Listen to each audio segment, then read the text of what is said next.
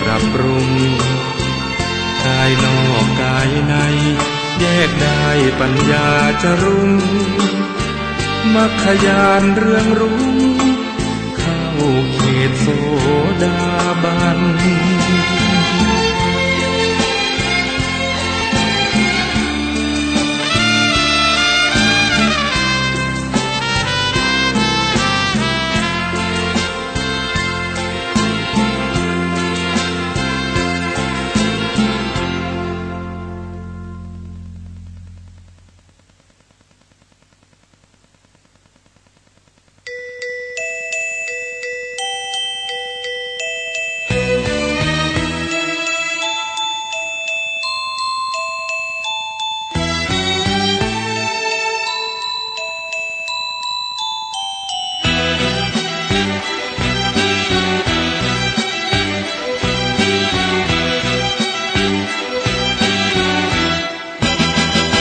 ทิฏฐิญาณังทิฏฐิภูตังทิฏฐิธัมมัง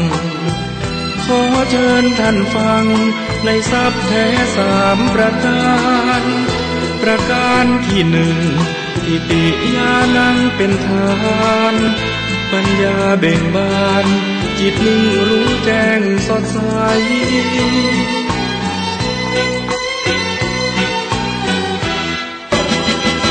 ทิฏฐิภูตังบอกต่อให้ฟังประการที่สองรู้เห็นเรื่องรองจิตพ้นจำกัดเงื่อนไขมุมมองทุกสิ่ง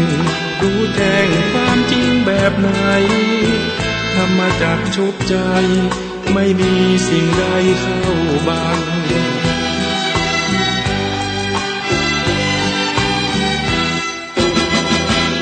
การที่สามทรัพย์นี้งดงามหนักหนาพระท่านบอกว่าก็คือทิฏฐิธัมมังธรรมเดิมที่แท้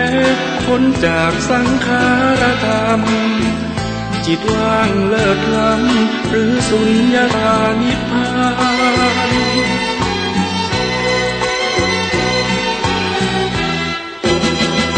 ทิฏฐิญาณังทิฏฐิภูตังทิฏฐิธัมมังพระธรรมปลูกฝังชาวพุทธรู้เห็นประสานอานาปานสติจิตรู้จิตตื่นเบิกบานทรัพย์สามประการล้วนมีติดตัวทุกคน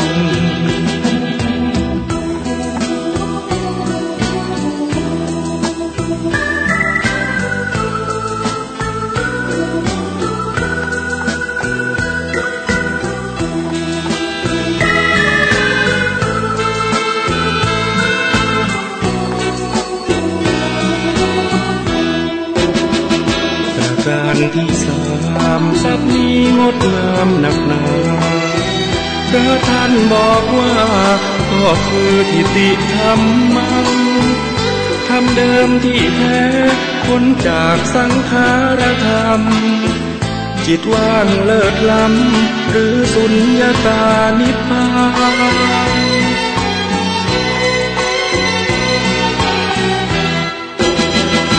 ทิฏฐิญาณังทิฏฐิภูตังทิฏฐิธัมมังพระธรรมปลูกฝังชาวพุทธรู้เห็นประสานอานาปานสติจิตรู้จิตตื่นพุทธคุณวางไว้กลางกล้าวเพื่อป้องกันเหล่าไพลินสิ้นทั้งหลายธรรมคุณทูลวางไว้กลางใจเพื่อช่วยให้หูทั่วถึงชั่วดีสังฆคุณทูลไว้ในชีวิตเพื่อช่วยพิษพ้นทุกข์เป็นสุขีโดยบุญอภิวันอัญชลีสวัสดีโดยการนิรันดร์เทิน10 นิ้วกราบแนบใต้ไหว้สาปารมีธรรมในครูบาอาจารย์พระมหาเถรานุเถระ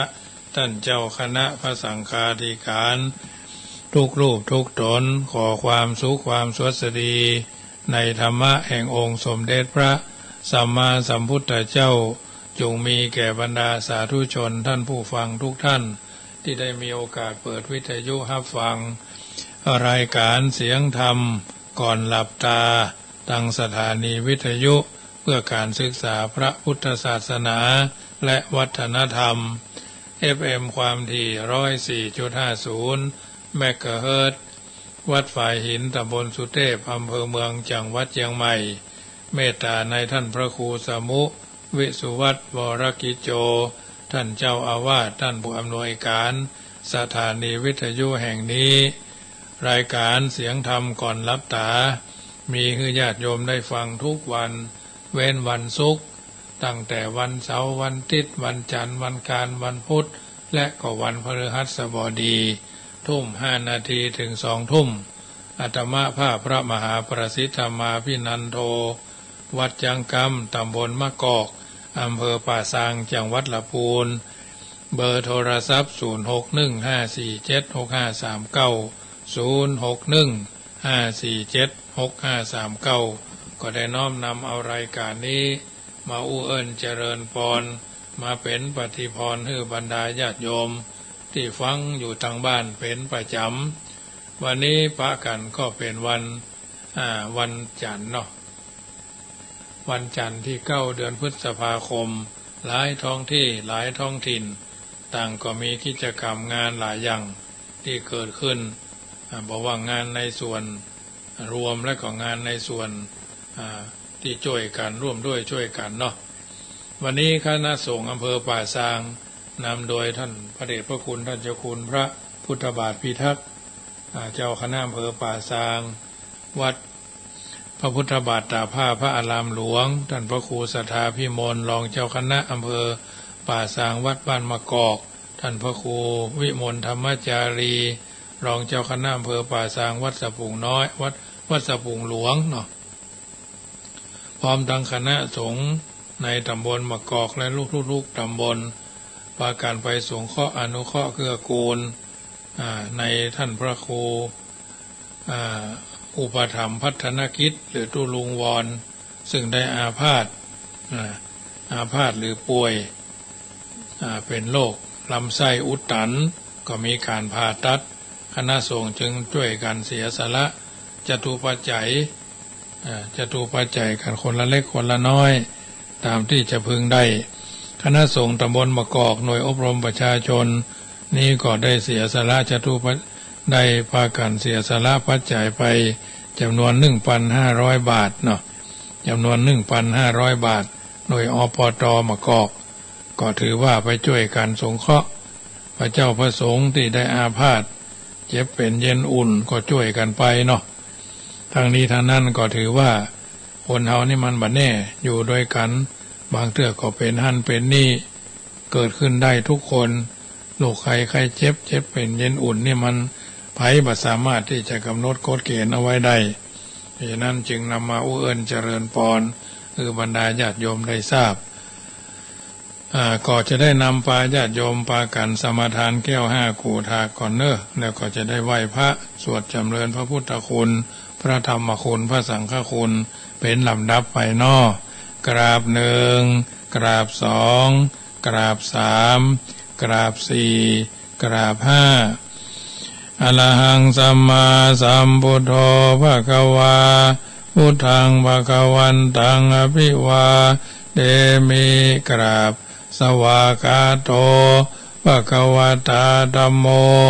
ธัมมังนัมมัสสามิกราบสุปฏิปันโนภะคะวะโตสาวกสังโฆสังฆังนามามิกราบมาตาปิตุคุณังอหังวันตามิกราบอุโนปการีวันทามิกราบพระพุทธกราบพระธรรมกราบพระสงฆ์กราบระลึกถึงคุณพ่อคุณแม่กราบระลึกถึงคุณของครูบาอาจารย์ต่อไปก็ตั้งอกตั้งใจสมาทานแก้ว5 กูทากเนอโยสันเนเสโนวลาโพธิมูเลมาลังสเสนังมันติงวิจโยสัมโพธิมากันจริงว่าอนันตัญญโนโลกุตตโมตังพระนามาเมปุตังอาตังกิโกอริยปัตโตจะนานังโมคภเวสายะอุจุกามะโกอายังสันติกโรตุ ตุตัสโสนโยปานิญานิโกตังปันนามามิธัมมังสังโฆวิสุทโธวรตคินโยสันตินทริโยสัพพะมระภะหิโนคุเนหิเนเกหิสมิติปัตโตอนาสโวตังปันนามามิสังฆังนามามิพุทธังกุณาสาคลันตังนามามิธัมมังมุนิรายะเทสิตังนามามิสังฆังมุนิราชาสาวกังนามามิกัมมตานังนิพพานาติอาโมปะยังนามามิกัมมตานาตายกาจาริยังนิพพานามกุเทสกังอัจจโยโนพันเตจักมายถาภเลยถามูลเหอาจักมายถาพลังยถามูลหังยถาอกุสลังเยมะยังพุทธธรรมาสังฆกัมมตานาทายกาจริยสังฆเตสุปัญจรัตเนสุอาติเทวาปัจจุปเนวะอวิวายะทิวาระโหวากาเยนวาวาจายะวามนาสาวาปะมตานการวามกาลิมหาเตมะยังอัจจยังอัจจยโตติสวายตาธรรมังปฏิกโรมาเตสันโนปันเตพุทธาติรัตนาปัญจกังอนุกัมปังอุปาทายะอัจจยังอัจจยโตปฏิกันันตุขะมันตุยะติงสังวะไดยามาอายะติงสังวริสามานาปุเนวัง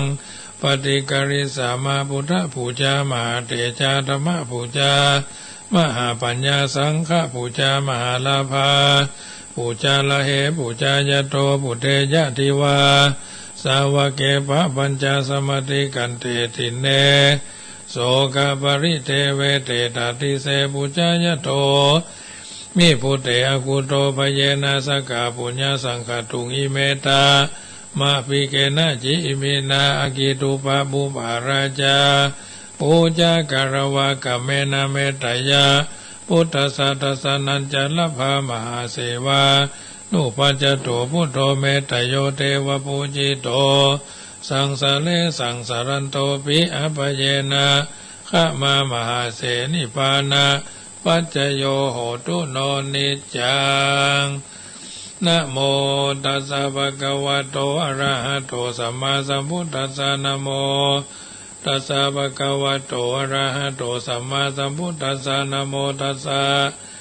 ภะคะวะโตอะระหะโตสัมมาสัมพุทธัสสะพุทธังสรณังกัจฉามิธัมมังสรณังกัจฉามิสังฆังสรณังกัจฉามิทุติยัมปิพุทธังสรณังกัจฉามิทุติยัมปิธัมมังสรณังกัจฉามิทุติยัมปิสังฆังสรณังกัจฉามิตติยัมปิพุทธังสรณังกัจฉามิตติยัมปิธัมมังสรณังกัจฉามิตติยัมปิสังฆังสรณังกัจฉามิสรณกัมมนังพุทโธสัพพัญญูทัยโนธัมโมโลกุตโลนาวะ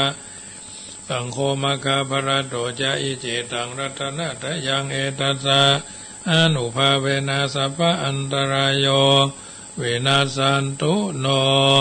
นะโมเมสัพพะพุทธานังตัวติงสาวะละละกะโนตันหังกโรมหาวิโรเมทังกโรมหายโสสะละนังกโลโลกายิโตทิปังกโลยุตินทโลโกนัญโยจนะปะโมโขมังกโลปุริสาสะโพสุมโนติโลเลวะโตระติวัฒโนโสภิโตคุณาสัมปันโนอโนมัตสีจนุตโมปทุโมโลกัปปโจโตนะละโตวะลาสาลติปโตมุตโลสัทธสาโลสุเมโทอากาปุกโลสุจโตสัพพโลกโกปิยทัสสีนาราสะโพอัตตสีกโลนิโกธรรมตัสสีธรรมโมนุโตสิตโตอัสสะโมโลเกติโสจวัตถังวโรพุโสจะภวโรพุทโธวิปัสสิจะอนุปโมสิกิสปะหิโตสัตตเวสภูสุขตายโกกกุสันโตสัตตวะโอโกนากามโนรนัญจโหกัสสะโพสิลิสัมปันโนโคตโมสกยะปุงคโวอัตวิสติสังคตาอิเมพุทธา มหิติกากรุณากุณาสัมปันนาสัพพโลกาภิปูจิตวะเอเตทัสสะพลาพุทธาอุตตมากาปุการะเตปิสังฆคุณาอุปยังตังปะตาเอเตพุทธาอติตาจมังกลาอุติสัพพตาทวิสติเมพุเตอาหังวันตามิสัพพตาเตสังยเนนาสีเลนะคันติเมตตาภะเลนะจเตปิโนอนุรักขันตุอโรคเยนะสุเขนะจะอัตถวิสติเมพุเทโยนะโลสาลนังกโตกปานิสัตตาสาหัสสานิทุกขติงโสนกจันติอัตถวิสติพุทธปริตังศาสนาสัจจโลกัสสะบุติภวตุสัพพทาศาสนัมปิ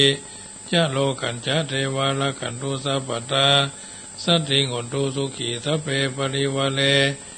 ยะตโนอนิคาสุมนาหุนตุสาสะเปยะติปิราชโตวาจุระโตวามนุสโตวาอะมนุสโตวาอคิโตวาอุตกะโตวาปิสาจโตวาขนุกะโตวากันดกะโตวานัคตะโตวาจนะพัตตโลกะโตวาสัทธมะโตวาสันติติโตวาสัพพุริสะโตวาจันดาติอาสามิคโกนะกุกุระอัญญิวิจิกมณีสัมปติปิอาชาตาลาสาสุกระมหิงสาญาคาลาคาสาตินานาพยาโตวานานาโลกะโตวานานาอุปตวะโตวาอะระขังกังอันตุปนิธานาโตปัฏฐายะตถาคตสัตตสะปะระมิโยตัสสะอุปปารมิโยตัสสะปรมัตถปารมิโยปัญจมหาปริจาเกติโสจริยาปัจฉิมภเวกภวะกันติงจติงอภินิคมานังปะทานาจาริยังโอทิปัลลังเกมราวิจยงสัพพัญญูตัญญาณปฏิเวทังนาวโลกุตตะธรรมเมติสัพเพปิเมพุทธคุณเนอวจิตวเวสานิยติสุปากลันตะเลสุติยามาลติงปลิตังกรณโตอัญญสมาอนันตเตโลวิยาการุญญาจิตังอุปทาเปตวโกติสัตตสหเสสุจักขวาเลสุเทวตาญะสานัมปติกันหันติญัญจเวสาลิยัมปุเลโลกามนุสตุปิกาสัมพุตันติเวตัมปยังกิปมันตรธาเปสิปริตันตัมภนามาเหยันตุนิมิตังอวะมังกรัญจโยยามนาโปสกุณาสัสสะโตปาปะกะโหตุสุปินังอกันตังพุทธานุภาเวนะวินาสเมนตุยันตุนิมิตังอวะมังกรัญจโยยามนาโปสกุณาสัสสะโตปาปะกะโหตุสุปินังอกันตังธัมมานุภาเวนะวินาสเมนตุยันตุนิมิตังอวะมังกรัญจโยยามนาโปสกุณาสัสสะโตปาปะกะโหตุสุปินังอากันตังสังฆานุภาเวนะวินาสเมนตุทานะบาลามิสัมปันโนทานะอุปบาลามิสัมปันโนทานะบารมัตถบารามิสัมปันโนเมตตาไมตรี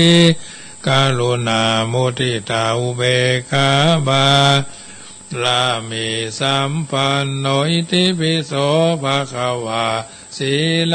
บาลามิสัมปันโนศีลบาลามิสัมปันโนศีลบารมัตถบาลามิสัมปันโนเมตตาไมตรีกรุณามุทิตาอุเบกขาบาลามิสัมปันโนติปิโส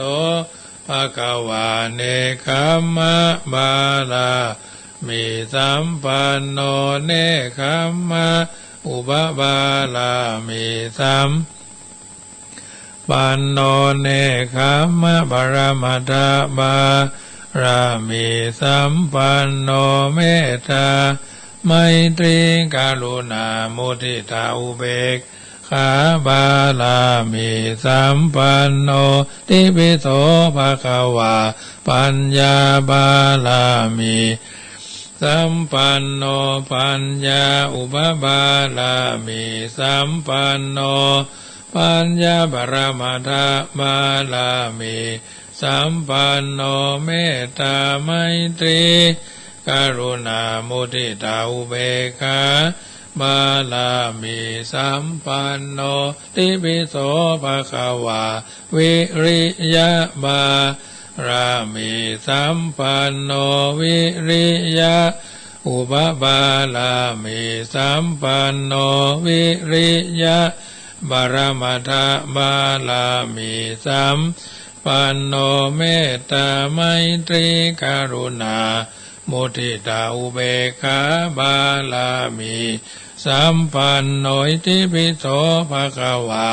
อันติบาลามิสัมปันโนขันติอุปบาลามิสัมปันโนขันติปรมัตถ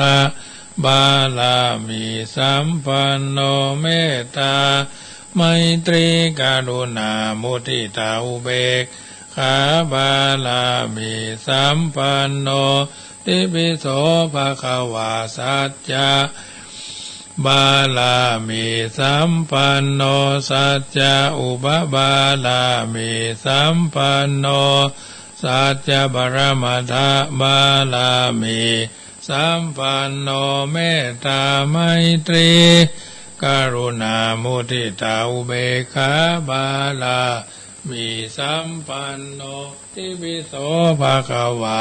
อธิฐานะบาลามิสัมปันโนอธิฐานะอุปบาลามิสัมปันโนอธิฐานะบารมัตถบารามิสัมปันโนเมตตาไมตรีกรุณามุทิตาอุเบกขาบารามิสัมปันโนติปิโสภะคะวาเมตตาบารามิสัมปันโนเมตตาอุปบาลามิสัมปันโนเมตตาปรมัตถบาลามิสัมปันโนเมตตาไมตรีกรุณามุทิตาอุเบกขาบาลามิสัมปันโนอิติปิโสภะคะวาอุเบกขาบารามิสัมปันโนเบกขาอุปบารามิสัมปันโนเบกขาบารมัตถบาลามิสัมปันโนเมตตาไมตรีกรุณามุทิตาอุเบกขาบารามิสัมปันโนติปิโสภะคะวาทัสสะบาลามิสัมปันโนทัสสะอุปบารามิสัมปันโนทัสสะปรมัตถบารามิสัมปันโนเมตตาไมตรีกรุณามุทิตาอุเบกขาบารามิสัมปันโนอิติปิโสภะคะวาพุทธังสารนังคัจฉามิธัมมังสารนังคัจฉามิสังฆังสารนังคัจฉามินะมามิหังต่อไปก็แผ่เมตตาส่วนกุศลเนออิมายะธรรมานุธรรมปฏิปฏิยาพุทธังปูเจมะอิมายะธรรมานุธรรมปฏิปฏิยาธรรมังปูเจมะอิมายะสังขานุภาสังขานุธรรมานุธรรมปฏิปฏิยาสังฆังปูเจมะข้าพเจ้าขอให้ข้าพเจ้ามีความสุขปราศจากความทุกข์ไม่มีเวรไม่มีภัยไม่มีความเบียดเบียนซึ่งกันและกันไม่มีความลำบากกายไม่มีความเดือดร้อนใจขอให้มีความสุขรักษาตนอยู่เถิดสัตว์ทั้งหลายทั้งปวงจงมีความสุขปราศจากความทุกข์ไม่มีเวรไม่มีความเบียดเบียนซึ่งกันและกันไม่มีความลำบากกายไม่มีความเดือดร้อนใจขอให้มีความสุขรักษาตนอยู่เถิดข้าพเจ้าทั้งหลาย ขออุทิศส่วนบุญส่วนกุศลที่ได้บำเพ็ญมาแล้วนี้ให้แก่พ่อแม่ปู่ย่าตายายครูอุปัชฌาย์อาจารย์ญาติมิตรทั้งหลายท่านผู้มีพระคุณท่านผู้มีบุญคุณทุกท่านและขอถวายเป็นพระราชกุศลแด่พระบาทสมเด็จพระเจ้าอยู่หัวพระบรมวงศานุวงศ์ทุกพระองค์องค์สมเด็จพระสังฆราชผู้เป็นประมุขของพระพุทธศาสนาพร้อมทั้งคณะรัฐบาลผู้บริหารประเทศเขตแดนโดยเฉพาะจังหวัดลำพูนเชียงใหม่เชียงรายแม่ฮ่องสอนลำปางไว้พ้นจากทุกข์สัตว์ทั้งหลายที่ได้มีความสุขก็ให้สุขยิ่งขึ้นไปด้วยกันทุกท่านทุกคนทุกตนเทินขอบุญกุศลนี้จงเป็นอุปนิสัยเป็นปัจจัยนำส่งให้ข้าพเจ้าทั้งหลายได้บรรลุมรรคผลนิพพานในเวลาอันไม่ช้าไม่นานอันหนึ่งขอให้ชาติประเทศพุทธศาสนาสถาบันพระมหากษัตริย์จงอยู่เป็นที่เป็นพึ่งร่มโพร่มไทรของเหล่าพระสงฆ์นิกรเหล่าพุทธศาสนิกชนตลอดชั่วกาลนานเทินเอาละสาธุชนคนดีทั้งกัลยาณมิตรผู้มีจิตอันเป็นกุศลทุกท่านทุกคนที่ได้เปิดวิทยุรับฟังรายการเสียงธรรมก่อนหลับตาประจำเมื่อค่ำยามแลงของวันเป็นวันจันทร์เนาะเป็นวันจันทร์ที่9เดือนพฤษภาเดือน8เหนือออกหรือขึ้น9ค่ำเป็นวันประจำจันทร์ประจำที่เราท่านทั้งหลายได้มีโอกาสสร้างสมอบรมบุญญบารมีกับตัวกับตนเราท่านทั้งหลายก็จะได้อู้ธรรมะเป็นปฏิพรก่อนจบธรรมะแล้วก็จะได้ประชาสัมพันธ์ข่าวสารงานบุญที่จะเกิดขึ้นในแห่มทางหน้าไปทางหน้านี้วันนี้ก็จะอู้เรื่องของลิขิตชีวิตเนาะลิขิตชีวิตได้กล่าวเอาไว้ในบทที่5ว่าตนเองเป็นผู้ฉลาดเป็นผู้บันดาลชีวิตของตนเองคือเป็นไปต่างๆมีผู้ใดมาโดนบันดาลก็อันยังเล่าเป็นเครื่องมือตนเองบันดาลชีวิตของตนเองคือเป็นไปต่างๆกันทั้งนั้นก็คือกรรมกอไก่รอเรือ2ตัวมอม้ากรรมนั่นเองกรรมคือการกระทำมีคำรับรองไว้ว่ากรรมมุนาวัตติโลโกสัตว์โลกย่อมเป็นไปตามกรรมกรรมังสเตวิภัชชติกรรมย่อมจำแนกสัตว์เพื่อให้สามยะทิทังหีนัปปณีตตายะและปราณีตกันละยานีกันละยานังทำดีได้ดีปาปการีจะปาปกังทำชั่วได้ชั่วในทางพุทธศาสนาถือว่าชีวิตต้องเป็นไปตามกรรมลิขิตคือแนวทางของกรรมที่เจ้าชีวิตได้ทำไว้เรียกว่ากรรมบทแปลว่าแนวทางของกรรมจึงปรากฏเป็นสัจธรรมว่าทำดีได้ดีทำชั่วได้ชั่วมิใช่ว่าทำดีได้ชั่วทำชั่วได้ดีตัวอย่างเช่นปลูกมะม่วงจะกลายเป็นอื่นคงเป็นไปบ่ได้กรรมคือการกระทำถ้าจัดโดยทวารคือตางแห่งการกระทำมีอยู่3คือเกิดทางกายเรียกว่ากายกรรมทำด้วยวาจาเช่นมือ1เกิดทางวาจาเรียกว่าจีกรรมทำด้วยวาจาคือการอู้เกิดทางใจเรียกว่ามโนกรรมทำด้วยใจคือคิดถ้าจัดโดยการกระทำมีอยู่2ก็คือทำดีเรียกว่ากุศลกรรมหรือกุศลพ่องเรียกว่าบุญพ่องเรียกว่าสุจริตพ่องทำชั่วเรียกว่าอกุศลกรรมพ่องห้องว่าบาปพ่องเรียกว่าทุจริตพ่องมูลเหตุที่ทำให้คนทำกรรมมีอยู่2อย่างเหตุดีเรียกว่ากุศลมูลมี3ก็คืออโรภะความไม่อยากคือความไม่โลภ2อโทสะความไม่โกรธ3อโมหะความไม่หลงไม่โลภไม่โกรธไม่หลงเหตุชั่วเรียกว่าอกุศลมูล มีอยู่สามคือโลภะความอยากได้โทสะความโกรธโมหะความหลงลิขิตชีวิตเป็นจะนี้บุญบุคคลที่ทำกรรมโดยเหตุสองอย่างเป็นสำคัญถ้าทำด้วยความบัโลภบัโกรธบัหลงก็จัดว่าเป็นกุศลกรรมเป็นบุญเป็นสุจริตถ้าทำด้วยความโลภความโกรธความหลงก็จัดว่าเป็นอกุศลกรรมเป็นบาปเป็นทุจริตในอภิธรรมมัทธสังฆะทีปณีของพระเตชินอภิธรรมกัทธิกะธรรมจาริยะกล่าวเอาไว้ว่าเหตุคือเมื่อเกิดโลภมีอยู่สี่ประการ1โลภะปริวาระกัมมังปฏิสนธิชนิกตากำเนิดโดยกรรมที่มีโลภเป็นบริวารโลภะอุสสนะโลภะอุสสนันภวะโตจะวตาจุติมาแต่ชาติที่หนาไปด้วยโลภอธิฐานับ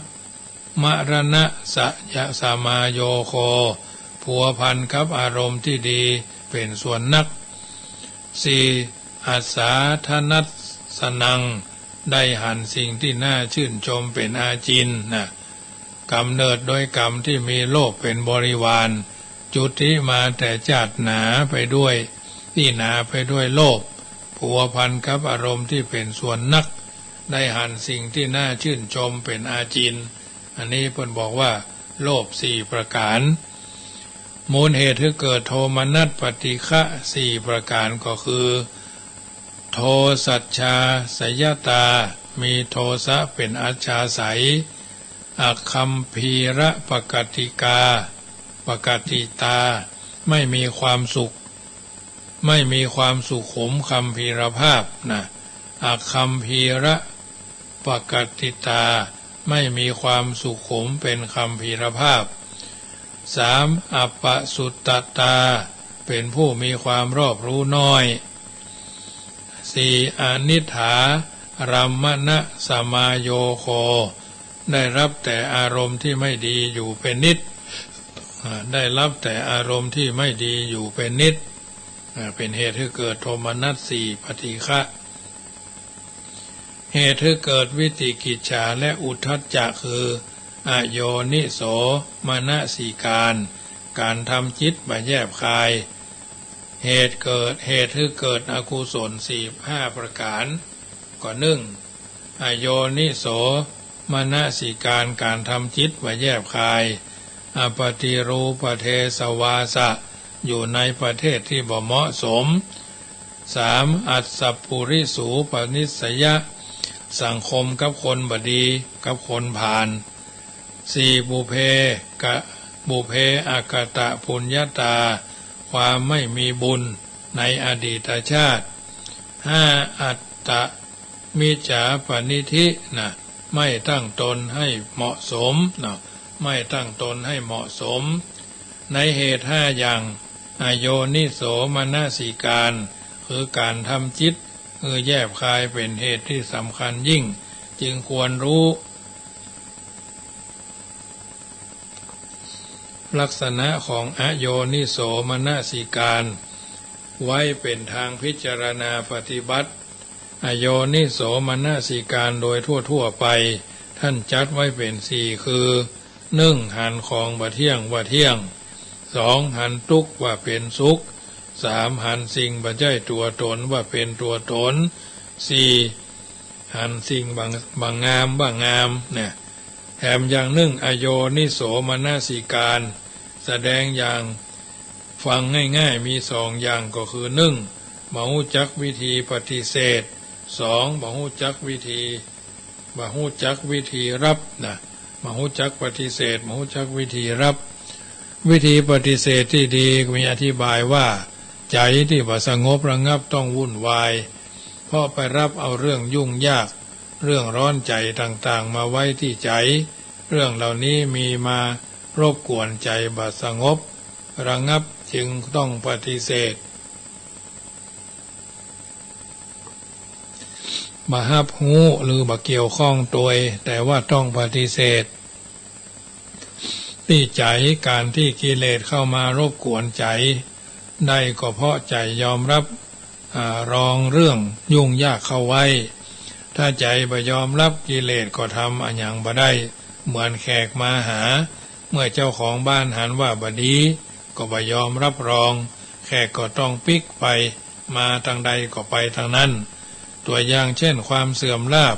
เสื่อมยศถูกเขานินทาเกิดทุกข์เกิดลำบากเกิดขึ้นแก่บางคนก็ทำให้วุ่นวายบ่สงบระงับต่างๆนานาแต่ว่าเมื่อเกิดขึ้นแก่บางคน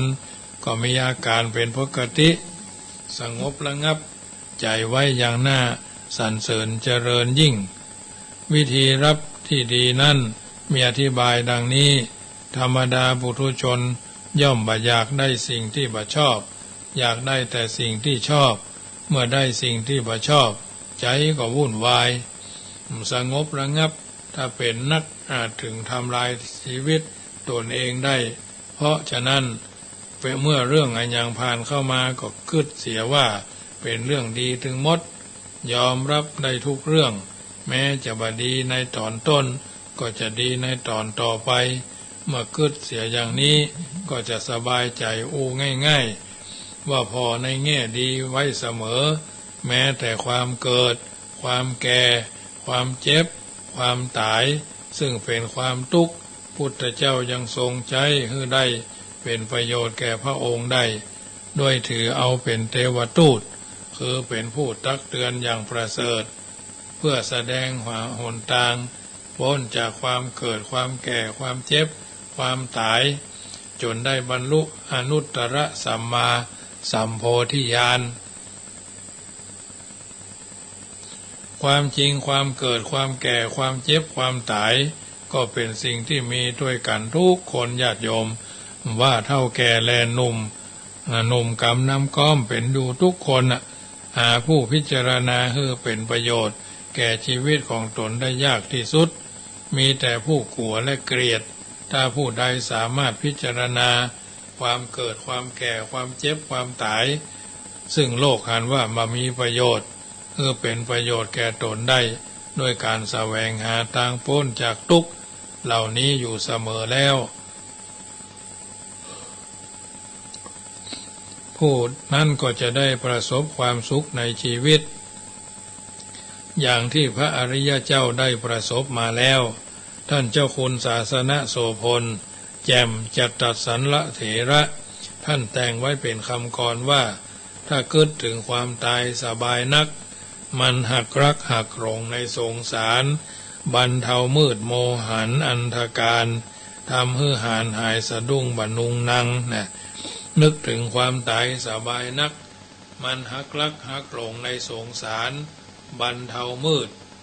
โมหันอันธการทำให้หานหายสะดุ้งไม่นุงนังกรรมดีกรรมชั่วเป็นของเฉพาะตัวผู้ใดทำผู้นั้นต้องรับผลนั่นเองจักคือคนอื่นฮับแทนบ่ได้เช่นเวลาที่เฮายกมือไหว้พระ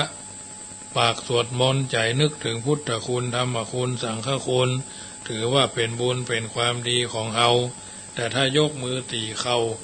ปากด่าเขาใจคิดอาฆาตพยาบาทเขาจะเป็นบาปเป็นความชั่วของไผเล่าก็ต้องเป็นของเฮาโดยเพราะว่ามือที่ไหว้พระกับมือที่ตีเขามือที่ตีเพิ่นตีเขาเนาะเป็นมือเดียวกันและก็เป็นมือของเฮาเองปากที่สวดมนต์กับปากที่ด่าเพิ่นก็เป็นปากเดียวกันและเป็นปากของเฮาเองใจระลึกถึงพระรัตนตรัยกับใจที่อาฆาตพยาบาทเพิ่นก็เป็นใจเดียวกันและเป็นใจของเฮาเองเมื่อเป็นแบบนี้เฮาจะฮับเอาแต่ผลดีแต่บ่ยอมรับผลชั่วอย่างใดได้เมื่อผลดีเป็นของเฮาผลชั่วก็ต้องเป็นของเฮาโดยแถมอย่างหนึ่งญาติโยมมือของเฮาพรมน้ำอบจะรู้สึกหอมก่อถ้าหอมในเวลาลูบเวลามือถูกของมีกลิ่นเหม็นก็ต้องมีกลิ่นเหม็นโดยเพราะว่าเมื่อกลิ่นหอมติดมือได้กลิ่นเหม็นก็ต้องติดมือด้วยเหมือนกันผลดีในชีวิตเช่นมีลาภมียศได้สรรเสริญมีความสุข ก็เพราะกรรมดีของตัวผลเสียในชีวิตเสื่อมลาภเสื่อมยศได้ถูกนินทามีความทุกข์ก็เพราะกรรมชั่วของตัวได้เกิดจากสิ่งอื่นไม่แต่ว่าในบางครั้งนึกบ่หันว่าได้ดีได้ชั่วเพราะเหตุไรเมื่อสาวหาเหตุบัพพะก็อู้ว่าข้อดีข้อหายพ่องโชคดีโชคหายพ่องเพราะจริงความจริงข้อดีโชคดีก็เกิดจากการทำดีของตนนั่นเองข้อร้ายโชคร้ายก็เกิดจากการกระทำของตนนั่นเองแต่เมื่อนึกบ่หันว่าได้ทำดีทำชั่วไว้ตั้งแต่เมื่อใดจึงเรียกว่าสงเคราะห์จึงเรียกว่าเคราะห์บ้างโชคบ้างการที่จะได้ดีได้ชั่วได้สุขได้ทุกข์ได้สุขได้ทุกข์มันมาเองลอยๆโดยบ่มีเหตุเลยเป็นอันบ่มีแน่นอนเพราะรับรองกันแล้วว่าเหตุผลของคู่กันเมื่อมีเหตุก็ต้องมีผลเมื่อมีผลก็ต้องมีเหตุถ้าเหตุดีผลก็ดีถ้าเหตุชั่วผลก็ชั่วนักพยากรณ์ทำนายว่าชีวิตจะดีจะร้ายก็ทำนายไปตามกรรมที่เจ้าของชีวิตได้ทำไว้บ่ใช่ว่านายดีก็ดีไปตามทำนายทำนายดีก็ดีไปตามทำนายทำนายชั่วก็ไปตามทำนายชั่วผลดีผลชั่วมีอยู่แล้วแม้จะไม่ได้ทำนายก็ต้องได้รับผลเช่นนั้นอยู่แล้วแต่เฮาบ่ฮู้ว่าจะได้รับผลเช่นใดจึงต้องอาศัยนักพยากรณ์เป็นผู้ทำนายไว้เพราะเขามีเครื่องมืออย่างทราบถึงกรรมคือการกระทำของเฮานั่นเองเมื่อได้ทราบคำทำนายแล้วจะได้บ่เป็นผู้ประมาทในชีวิตถ้าท่านทำนายว่าดีก็อย่ามัววางใจเสียเลยว่าโอ้จะได้ดีแล้วต้องทำอย่างนั้นคอยรอดีจะมาถึงเมื่อฮู้ว่าจะดีได้ก็ได้ตั้งใจทำความดีเรื่อยๆไปจะได้ไปเพิ่มพูนความดียิ่งขึ้นไปถ้าทำนายว่าชั่วก็อย่ามัวตกใจกลัวว่าโอ้เราจะต้องได้รับผลร้ายอย่างนั้นอย่างนี้แล้วก็สบายใจทั้งที่ผลร้ายยังบ่มาถึงก็เป็นทุกข์เป็นร้อนไปก่อนเปล่าหรือบ่ได้ห้องกันว่าถูกทุกข์กินเปล่าแต่รู้ว่าจะต้องรับผลร้ายก็จะได้เตรียมตัวทำความดีป้องกันไว้หรือเตรียมตัวแก้ไขผลร้ายที่จะมาถึงหรือเตรียมตัวไว้ต่อสู้ผลร้ายในเมื่อจะมาถึงจริงตามคำทำนายแล้วเป็นผู้บ่ประมาทอย่างนี้ถ้าดีก็จะดีนักขึ้นถ้าเสียก็จะเสียน้อยลงนับว่ามีประโยชน์อยู่ญาติโยมสาธุชนท่านผู้ฟังทั้งหลาย อันนี้เป็นรายการเสียงธรรมก่อนรับตาอู้ทองเรื่องของกรรมลิขิตชีวิตของแต่ละคนแต่ละท่านมาในวจนะประพันธ์ที่บัณฑิตชนคนผู้รู้อู้เรื่องของลิขิตชีวิตซึ่งเป็นเรื่องที่ยาวเป็นเรื่องที่ต่อเนื่องเป็นเรื่องที่เฮาท่านทั้งหลายจำจะต้องนำมาปรับใช้และก็ในปรับใช้ในการดำเนินชีวิตเพราะฉะนั้นถือว่าทุกคนทุกท่านนึกเสมอว่าเฮานั้นอยู่ในสังคมแห่งการอยู่ร่วมหลายสิ่งหลายอย่างเฮาจะต้องยอมรับและก็ปรับคือมันอยู่กับสภาวะเป็นจริงชีวิตทุกคนบอกว่าจะยาวหรือจะสั้นหรือจะเจริญหรือว่าเสื่อมเพิ่นจึงบอกว่าวันนี้ชีวิตวันนี้รุ่งพรุ่งนี้ร่วงดวงไม่แน่วันนี้แย่พรุ่งนี้ยังกลับดังได้วันนี้ดังพรุ่งนี้ดับกลับเปลี่ยนไปโปรดจำไว้ทุกชีวิตอนิจจังสังขารนั้นไม่เที่ยงเกิดเท่าไรตายเกลี้ยงไม่เหลือหรอพวกเรานั่งอยู่นี้ไม่รีรอสุดท้ายก็ต้องตายไปเหมือนกันอนิจจังสังขารนั้นยากไรเดี๋ยวเจ็บป่วยเดี๋ยวเจ็บปวดป่วยไข้ไปทุกทีตาหูคอจมูกปากลำบากสิ้นดีบ้างก็มีโรคเรื้อรังโอ้สังขาร ทั้งโรคปอดตับไตและไส้ใหญ่น้อยโรคนอนคอยอัมพาตโรคเบาหวานโรคปวดข้อเท้าเข่าทุกอาการโรคดีซ่านโรคดีแตกแปลกสิ้นดีเห็นกันอยู่เมื่อเช้าสายตายสายอยู่สุขสบายบ่ายม้วยบ่ายสดชื่นรื่นรวยเย็นดับชีพแฮเย็นอยู่หยอกลูกด้วยค่ำม้วยอาสันอันความตายชายนารีหนีไม่พ้นมีหรือจนก็ต้องตายวายเป็นผีถึงแสนลักก็ต้องร้างห่างกันทีไม่มีวันนี้ก็วันหน้าเถิดหนาเรามีเงินทองกองล้นพ้นภูเขาจะซื้อเอาชีวิตไว้ก็ไร้ผลอันความตายหมายไว้ทั่วทุกตัวคนติดสินบนเท่าไหร่ชื่นไม่คืน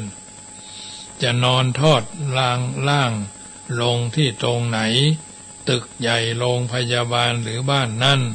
ในรถในป่าในคูคลองหนองบึงกันไม่มีวันรู้ได้สักคนเดียวจะชั่วดีมีกรรมเครื่องจำแปะเชื่องจำแนกให้ครบแตกต่างให้คนแตกต่างกันไปทั้งชายทั้งหญิงใครทำชั่วได้ชั่วหมองมัวจริงทำดียิ่งได้ดีทวีคูณเป็นมนุษย์จะตายจงตายให้ประเสริฐตายแล้วเกิดแล้วตายไม่มีศูนย์เป็นมนุษย์เทพพรหมนิยมเกื้อกูลเกิดอาดูลเปรตนรกสัตว์เดรัจฉานเพราะฉะนั้นญาติโยมชีวิตนี้น้อยนักอย่าชักช้าเร่งรีบหาทำความดีทวีกุศลมัวพลาดวันประกันพรุ่งยุ่งยากตนเกิดเป็นคนไร้ความดีนี้น่าอายญาติโยมท่านสาธุชนท่านผู้ฟังทั้งหลายจงเดินตามทางคนที่อยู่หน้ามือที่เลี้ยงเฮามาอย่าเผาอย่าทำร้ายพวกพ้องมิตรของเราคนโง่เขาไร้สติอย่าริตามขอนึกเสมอว่า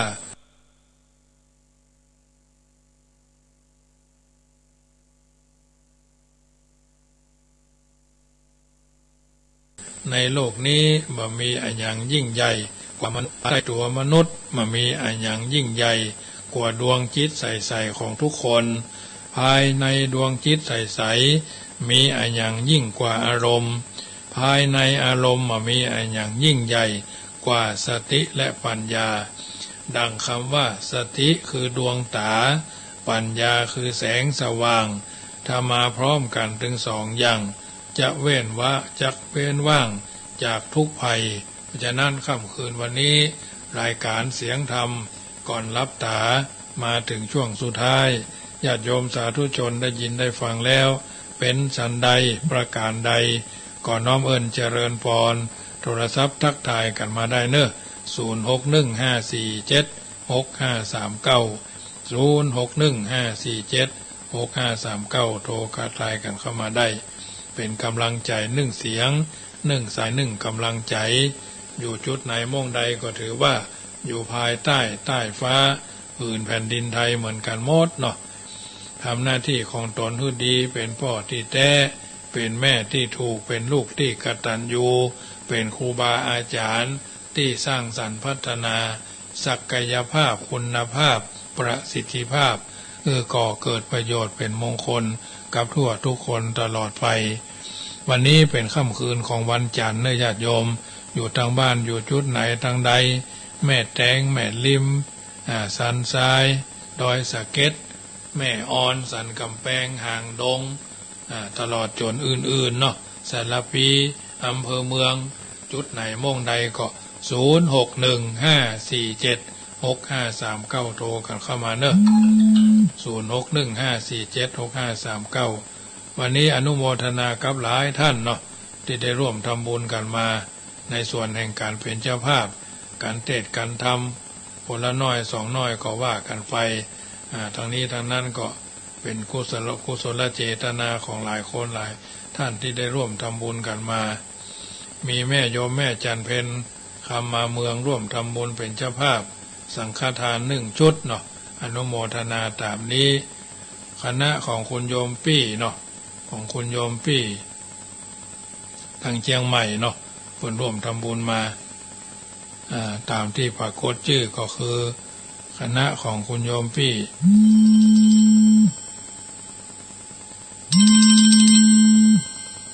เจริญพรแม่จันทา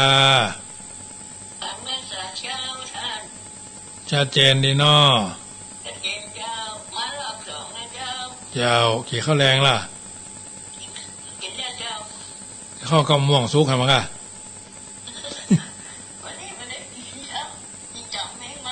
อ๋อแมงมันนะหมอพอกินได้อยู่เนาะเมาหัวเมาเข้าเนาะ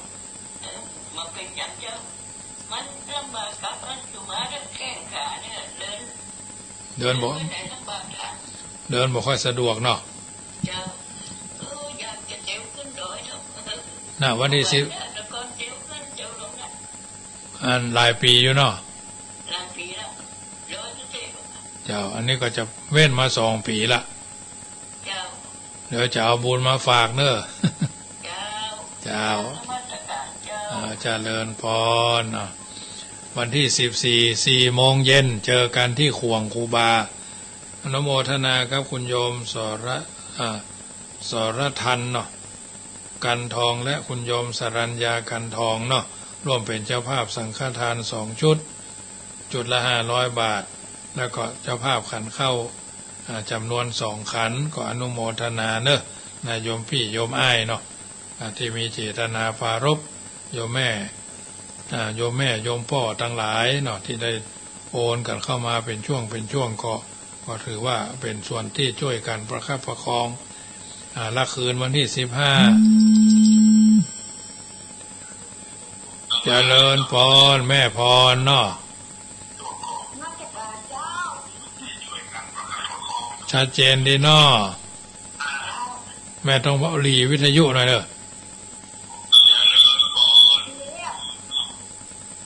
เสียงชัดเจนดี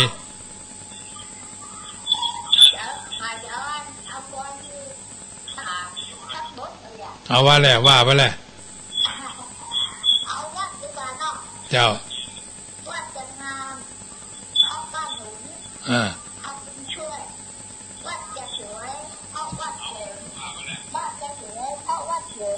เพิ่มราศีวัด9 ยุคบ้าน9 ตามงามดีบ้านจริงดีวัดพึงเด่นเป็นมงคล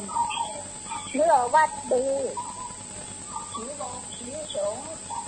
ดำรงศาสตร์ประชาราชเล่นใจได้สรรเสริญพระสงฆ์ดีศีลสารพระราชดำเนินเหมือนชวนเชิญให้ลื่นลม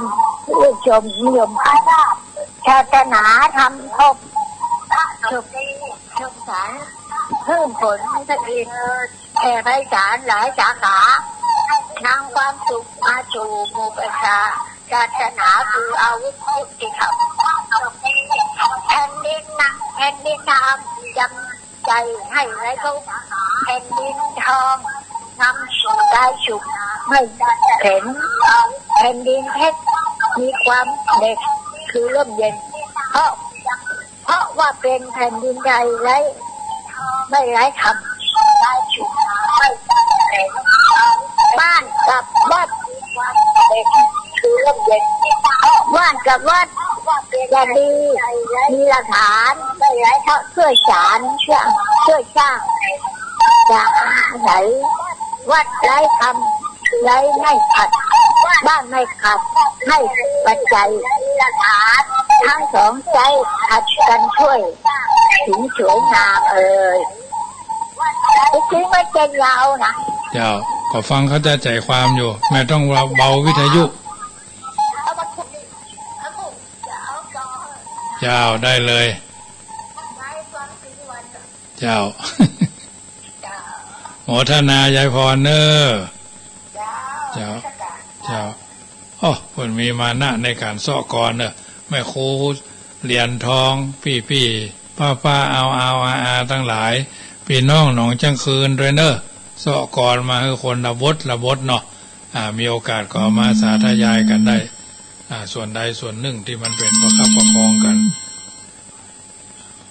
ว่าจะได้เวลาโทรเข้ามาก็พยายามเบาเสียงวิทยุเนาะเพราะว่าญาติโยมต้องฟังทางเนาะต้องฟังกันทางสถานีเวลาเขาใส่มันเสียงมันก้องเนาะกลางวานว่องใส่กันมันก็เลยฟังจะบ่ค่อยชัดจะอย่างงงเสียงตัวเก่าด้วยเนาะเพราะฉะนั้นวันนี้เป็นรายการเสียงธรรมก่อนรับตามาถึงช่วงสุดท้ายท่านอยู่จุดไหนโมงใดฟังธรรมะอันเป็นคำสอนเป็นคำกรสอนจิตสอนใจนึ่งเสียงนึ่งสายก็ขอเป็นตบะเดชะเป็นภรวะปัจจัยเป็นอุปนิสัยนำส่งคุ้มครองปกป้องบรรดาญาติโยมที่อยู่ทางบ้านอยู่สุขสบายกันทั่วหน้าค่ำคืนนี้ขอนำรายการจากท่านไปก่อนรัตนัตตยานุภาเวนะรัตนัตตยะเตจสาพุทโธบังซ้ายธัมโมบังขวาสังโฆบังกายาอะระหังบังเกสาอะระหังพุทโธนะโมพุทธายะปะกันใหม่วันพุกนี้เนออายุวันโนสุขังปะลัง ถึงคุณค่า